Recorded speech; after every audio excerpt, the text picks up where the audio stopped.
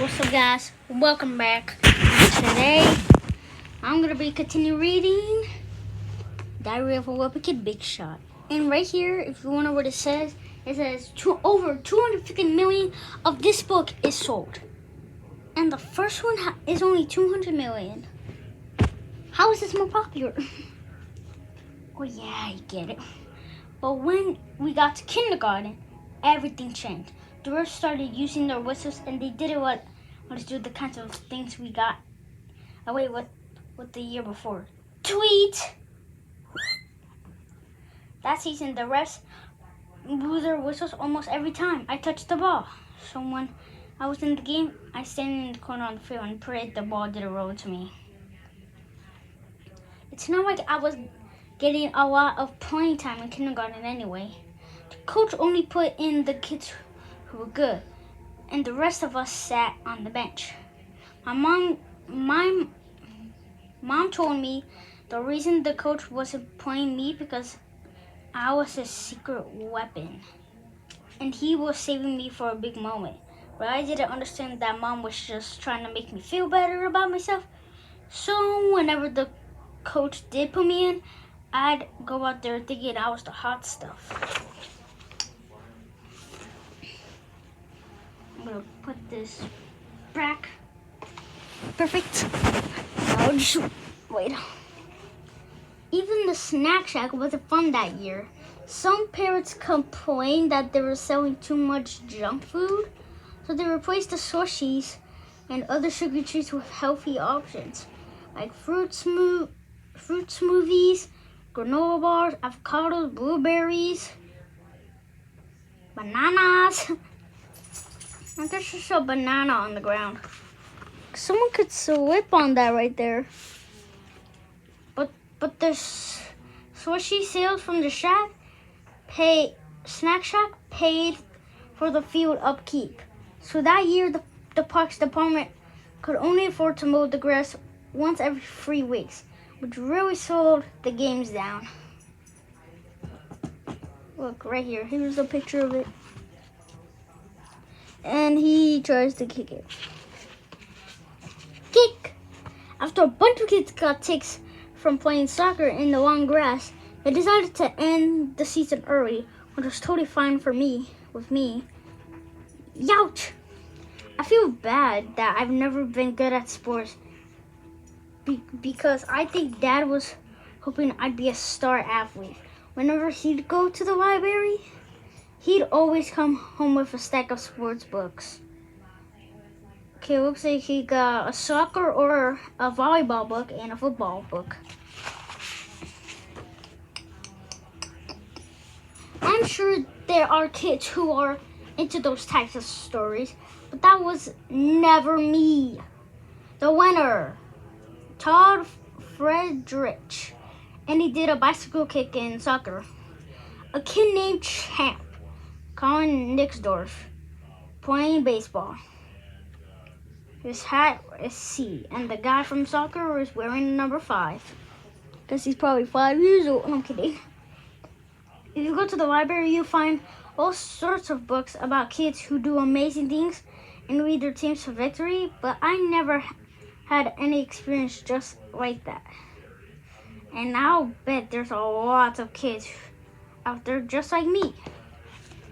So one of these days, somebody should write a book for the rest of us. It's not like I've got anything against sports. I like them just fine as long as I'm not the one playing.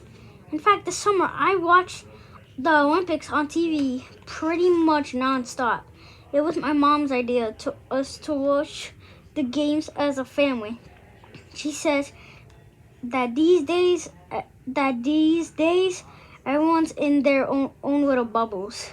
And sports is one of the only things that can still bring people together. But I think a little togetherness goes a long way. Mom says she loves the Olympics, but they show what human beings are capable of at their best. But I like watching for the bloopers. which is when someone fails and like everyone laughs. Wah! Snap! I'm just glad it's somebody else up there and not me, because I'm sure I'd be nervous if I knew there was millions of people watching from home, and when you mess up in the Olympics, you're supposed to act grateful about it. But if I spent 4 years of my life training and then made some dumb mistake, I'm pretty sure I had trouble smiling for the cameras. A hashtag, a money, an exclamation point, an at. What the? That's why I do one of those sports where you're part of a team. Because then when you screw up, it's harder for people to tell. They're called the four-man bobsled. Mind if I squeeze in with you fellas?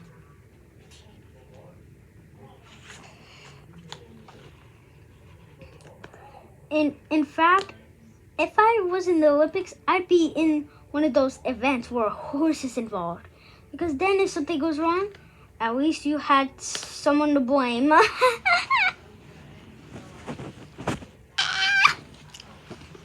By the way, guys, we're on page 14.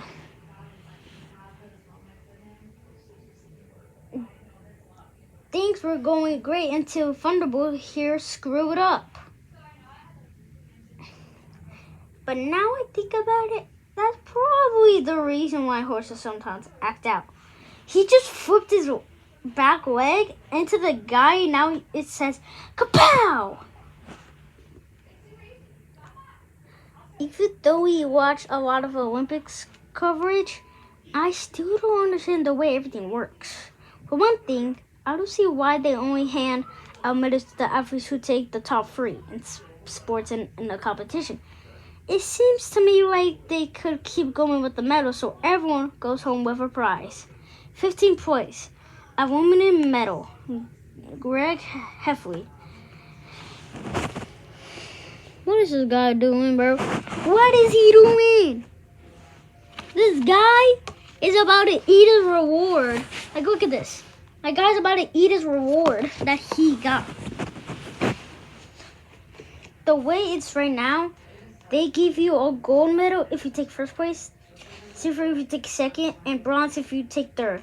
But I feel there's a pretty big step down between silver and bronze. At least gold and silver are worth something, because if you win a bronze medal, you'd be lucky to get a few bucks for that. Absolutely no refunds. We buy jewelry, rare coins, and watches. I figure the moment your medal is the most value is right after you win it. So if I got one, I try to take advantage of the TV audience and find a buyer. This dazzling medal can be yours to own. Serious offers only. First time medalist. That's cap. That is so cap. So much cap being said. Ow, my neck. Ah. Okay, let's read. During the medal ceremony, they had the top 3 athletes stand on a podium, and then they played the gold medalist nation anthem, and make the other 2 athletes stand there and listen. But if I took silver or bronze, I'd pop in some earbuds so I could jam into my own tunes. Now it's just snapping. One of my favorite things about the Olympics is when they tell the life stories of the athletes who are competing. Some of the stories are really inspiring because a lot of these athletes had to overcome tough challenges to get where they are. Oh my god. But if I made it to the Olympics, my story would be all that inspirational. Wow! Greg Heffley, parents made him play sports. That's actually kind of true though. Mom keeps telling me that one day I could be an Olympian, and I should try my Olympic journey now, but I'm pretty sure it's already too late for me. For most sports, you have to start playing really young if you want to be any good. So even if I got serious, I'm sure I'd be competing with kids who are half my age. And look at this. This is what's happening right now. This one right here. My guy is squatty, and then look at these two other kids. They're competing so hard. He could just do it so easily.